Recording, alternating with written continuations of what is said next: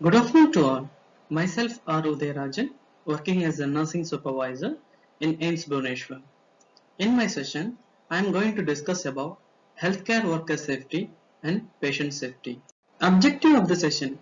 At the end of session, participant will able to understand the concepts of healthcare worker safety and patient safety. First, we will see patient safety. What is patient safety? It is a safety in healthcare system achieved through prevention, reduction, reporting, and analysis of error that is leads to adverse effect. Example: surgical safety checklist kept to reduce errors and adverse events in surgery. Now let's see some facts about patient safety. 4 out of 10 patients are harmed in primary and ambulatory care settings. 1 in every 10 patients is harmed while receiving hospital care.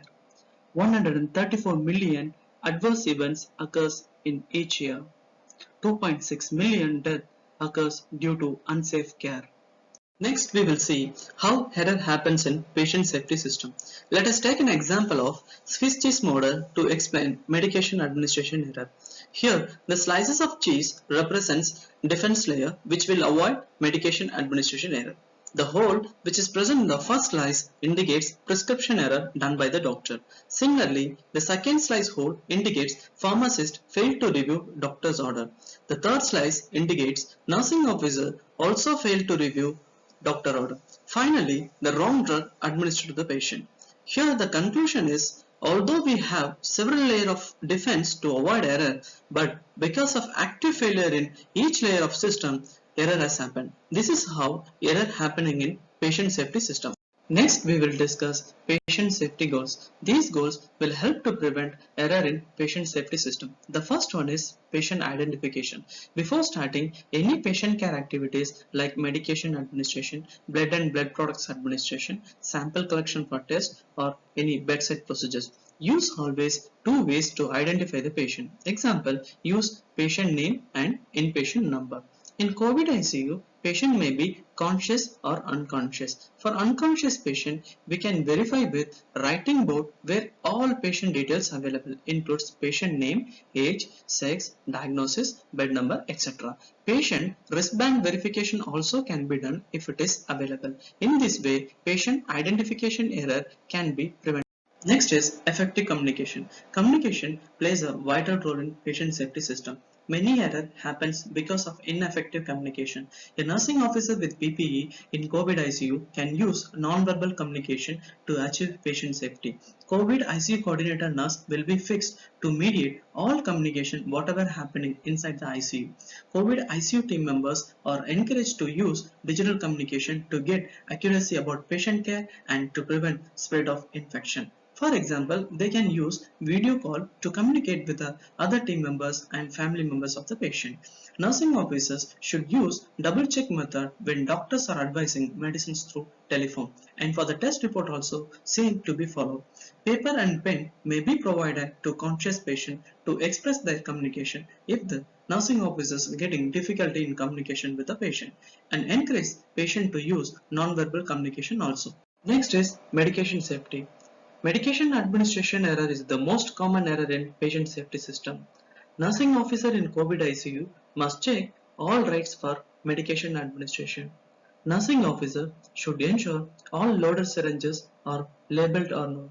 All syringe pump and infusion pumps working condition should be checked before starting any infusion. They should be aware of look-alike and sound-alike drugs.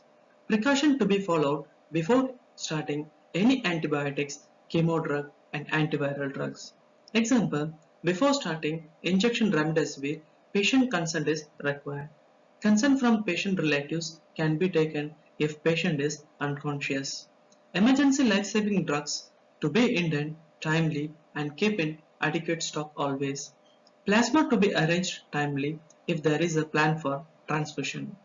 Safety about IV cannulation to be monitored while drug infusion. Adverse effects like allergy, infiltration, extravasation to be noted and report immediately to physician. To avoid medical errors, it is essential to communicate clearly while handover and takeover of the patient during shift change. A minor gap in communication can result in serious error and endanger patient life. Next is infection prevention. Nursing officers posted in COVID ICU should follow all universal precaution guidelines as per the hospital protocol. It includes hand hygiene, proper PPE donning and doffing, and proper aseptic technique. Nursing officers should be very cautious while doing doffing. Frequent donning and doffing to be avoided. PPE surveillance team members to be posted to monitor the correct way of donning and doffing. Ventilator associated pneumonia, CLABSI, CORTI, SSA to be monitored by infection control team. Nursing officers should follow COVID-based management as per the hospital protocol and effective sanitation to be followed as per the hospital protocol. Next is patient harm prevention. Here, the nursing officer should evaluate the patient risk for fall and other injuries. A restless patient can be restrained safely. Side rails of the bed always to be closed unless there is a need to keep open. Unnecessary items to be removed from the patient side and well-lighted environment to be safe. Non-skid footwear to be given if the patient is ambulatory. Patient positioning changing to be done to prevent bed sore.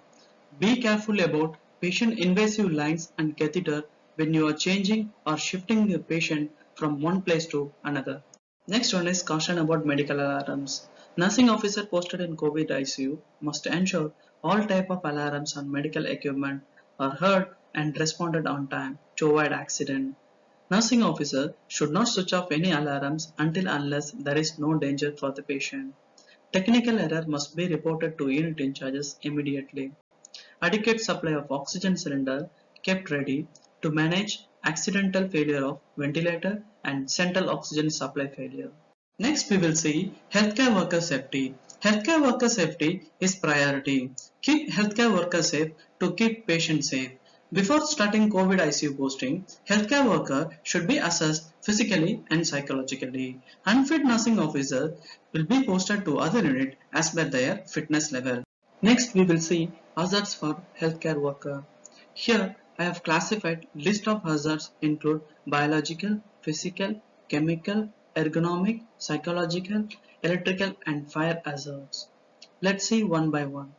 Comes to the biological hazards, healthcare worker will get healthcare associated infections like COVID-19, hepatitis B, HIV, etc. Healthcare worker should follow all universal precautions include proper hand hygiene, proper PPE donning and doffing, and proper aseptic techniques during procedures. They should be screened before enter COVID ICU. Healthcare worker should have enough food and water before enter into COVID ICU. Proper donning and doffing should be done by supervision of PPE surveillance team. Any health difficulties during PP hours should be immediately communicated to other healthcare worker and proper needful to be done. They are advised not to go for frequent donning and doffing. They should be very cautious while doing doffing. Healthcare worker should report to higher authority if any untoward events or incidents happen. Example, if they exposed to COVID positive without PPE and needle stick injury, etc. Appropriate vaccine and immunoglobulin to be taken as per the need. Next is chemical hazards. These hazards happens due to exposure to chemicals like glutaldehyde, bacillocid, sodium hypochlorite, etc. Healthcare worker should use appropriate PPE to prevent these exposure. Next is physical hazards. Physical hazards include falls, violence, etc. Well-lighted environment, non-slippery floors can prevent fall injury. Physical violence between healthcare worker and patient relatives can be handled in a legal way as per the hospital protocol. Next is ergonomic hazards. These hazards happen because of heavy lifting. Activities include patient position changing and shifting the patient should be done with the help of other healthcare worker. They should always follow proper body mechanism for patient care related activities. Next is psychological hazards. It includes stress, fear, anxiety, etc. Reason may be work-related pressure, duty time, duty pattern, adjustment issues with colleague, etc. Individual or group counseling may be provided by the hospital before, during, and after completion of COVID duty. Next is electrical and fire hazards. Nursing officer should check working condition of all electrical equipment at the time of inventory check. If any loose connection or any torn or damaged equipment found, immediately they should report to unit in charge. They also should know about fire precautions and safety management. Finally, we will see how to develop safety culture to achieve healthcare worker and patient safety. For that, first one is constitute safety committee. Hospitals should have a committee with a clear policies and protocol for healthcare worker safety and patient safety. Next one is orientation and reorientation to the hospital staff on safety system on regular basis. Next one is encourage staff for open communication for all levels as per the hospital protocol. Investigate and report each incident and accidents. Many incidents and accidents are being hidden. Hidden incidents will not improve patient safety. Instead, it will make it worse. Encourage staff to use root cause analysis to learn how and why such incidents happen. Reward and award for the staff for exemplary performance in patient safety and quality. Finally, review, monitor, and evaluate safety guidelines periodically. Thank you.